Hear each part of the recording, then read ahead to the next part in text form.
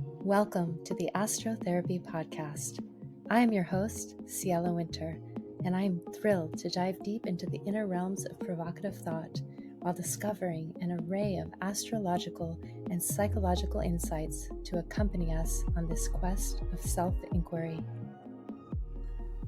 Good evening or good morning, wherever you are on this planet that you are listening to this. Reading to you, which is what I do on these podcasts, by the way. If you didn't know, I go through the journal that I wrote this week and I read from it and then I riff on it, and there we go. So I'm in my studio here in New York City. It is a beautiful, quiet evening leading up to this momentous moon that is happening, the Sagittarius moon. So the question for this week is, good night, moon. Good night, stars. Good night, air.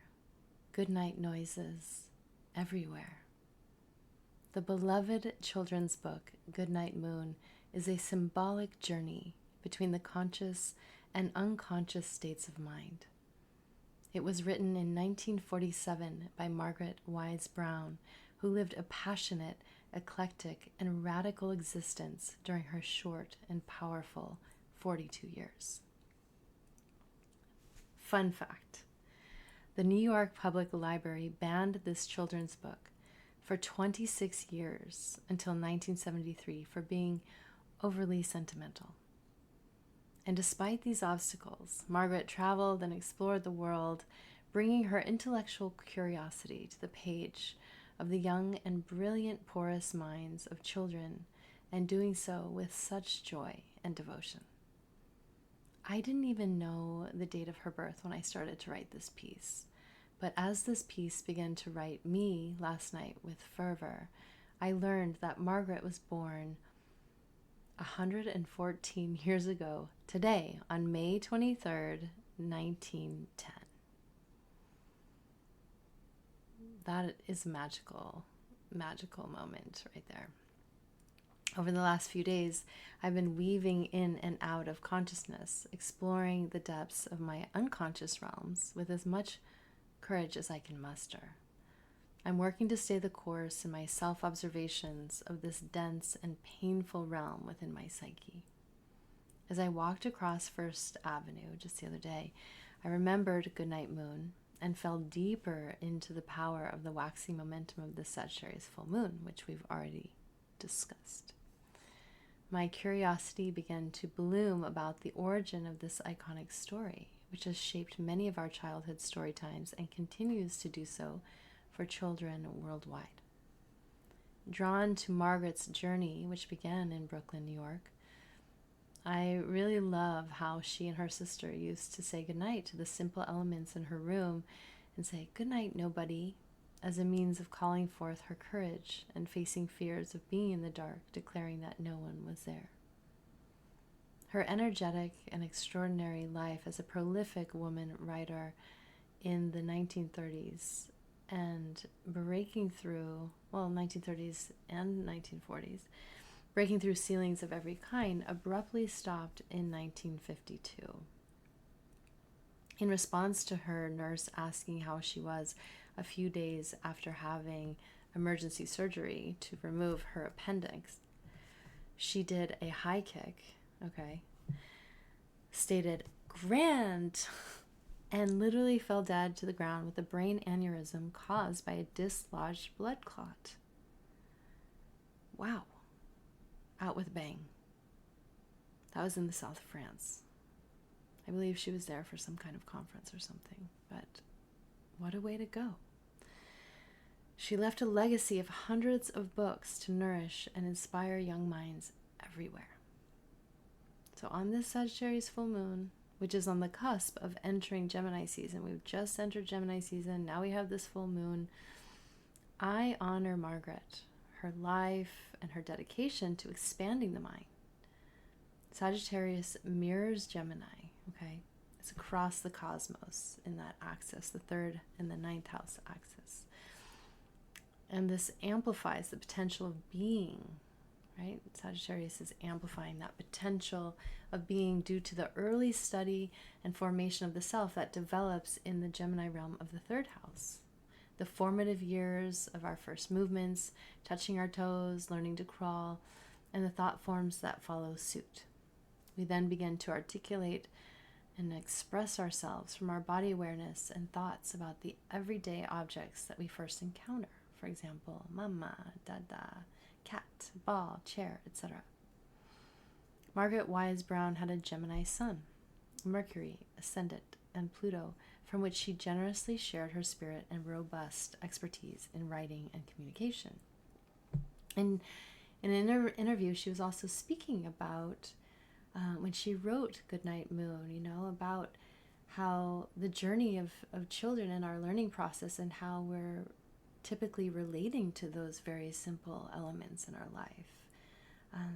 I love how she really wrote that for the children from their perspective, right? From our perspective at that age, she was speaking to us, and she continues to, even now. So this full moon is not just any full moon either. The shiny side, exemplifying the illumination and multifaceted curiosity of the Gemini sun, right? We have the moon and we have the sun. So when the full moon is at its most brilliant, it's reflecting that light of the sun from across the cosmos. And then also the shadow realm, right? Or the darker face of the moon, which is testing our faith in ourselves and our worldview. Because Sagittarius is representing that, right? So we're in the shadow realm of Sagittarius actually during the Sagittarius full moon. And both are a worthy of the reminder of how Margaret discreetly embraced our moon as a potent psychological mirror in her celebrated children's book. So consider this, if you are one of the lucky ones feeling the intensity of the vibrance of this week's astrology, more as a focused flashlight upon your shadow realms. Traversing the underworld has been my experience this week in such a profound way. I tend to do that from time to time, running around in my underworld. This week has been especially potent. And I continue to walk through these hallways, persevering and cultivating the faith, right? That Sagittarian faith, rather than succumbing to the temptations of loss. Deep sigh. There's been a lot of loss as of late. And I know I'm not the only one. So, just a moment to honor and recognize the loss that many of us have been experiencing. And the flip side of that coin of loss is gain, just as death and rebirth also are two sides of the same. On the brilliant side of things over here, Venus and Jupiter are joining the party today in conjunction with pure magic and possibility, the two most benefic planetary bodies in our galaxy. Okay, both sextile Neptune with their conjunction, and this is what dreams are made of, quite literally. And one cannot materialize dreams without planting them in the fertile dark earth of the night sky. Gemini is the sign of duality, the masculine and the feminine, day and night, the sun and the moon. It is here where both and exist, in the whole circle, as the extremes of duality collapse into each other eventually. Whatever your experience is, I hope you take care and relish in the depths of the mysterious and powerful astrological invitation of now. So here, my friends, when you go to sleep, or attempt to, with the blinding luminosity outside your window, consider the dream seeds you are planting and water them well.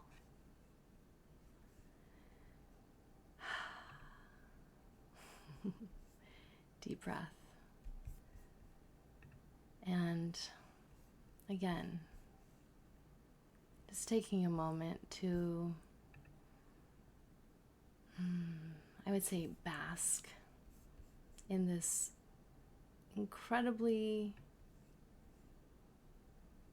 vast and bountiful astrology. And although it is so expansive, some of you, and I'm one of you, may be feeling the contractive quality which is inherent in that duality that only Gemini can bring. Okay, all my best to you, and please receive the peace of my heart that lives inside of these words.